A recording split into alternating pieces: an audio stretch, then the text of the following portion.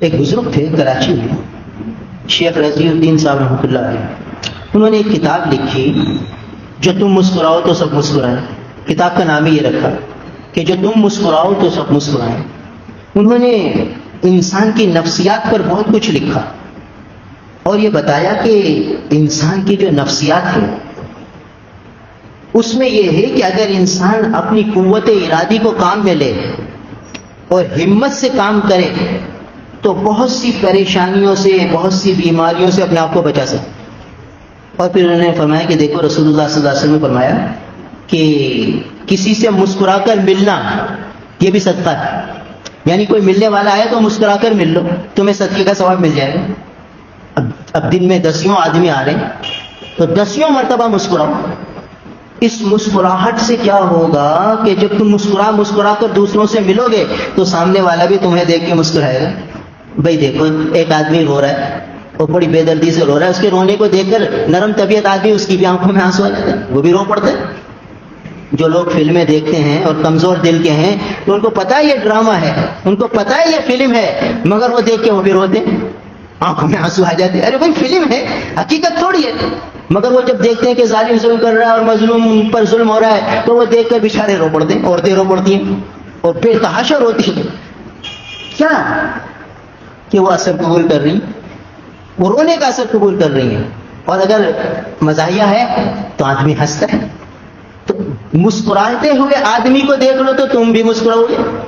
تو اگر 10 آدمی سے تم مسکرا کر ملو گے تو سامنے سے تمہیں بھی مسکراہٹ ملے گی. ہاں.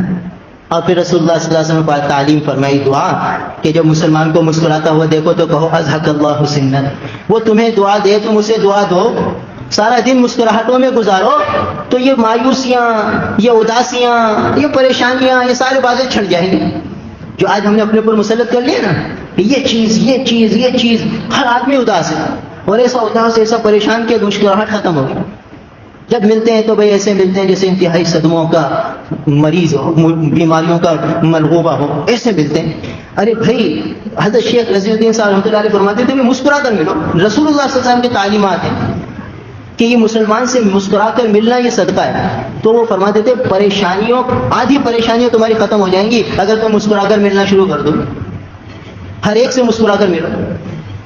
اور بھائی عجیب بات، ایک حدیث، ایک روایت میں آتا ہے کہ آدمی جب گھر میں داخل ہوتا ہے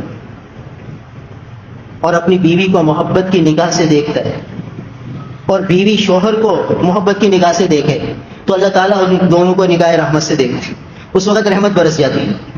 اب بتاؤ کون ہے اس رحمت کو حاصل کرنے والا؟ شوہر بھی گھر میں داخل ہوتا ہے تو پریشانیوں میں کا شکار، الجھن کا شکار، اور بیوی بھی اس کو دیکھ کر وہ اپنی پریشانیاں سنانے لگتی ہے، یہ اور اس کو بھڑک آ جاتی ہے. تو نہ یہاں سے مسکراہٹ، نہ یہاں سے مسکراہٹ، نہ یہاں سے محبت، نہ یہاں سے محبت، تو وہاں سے رحمت آئے گی کیسے؟ یعنی بہت سی چیزیں ہمیں خود اختیار کرنی ہے جو ہم اختیار نہیں کرتے.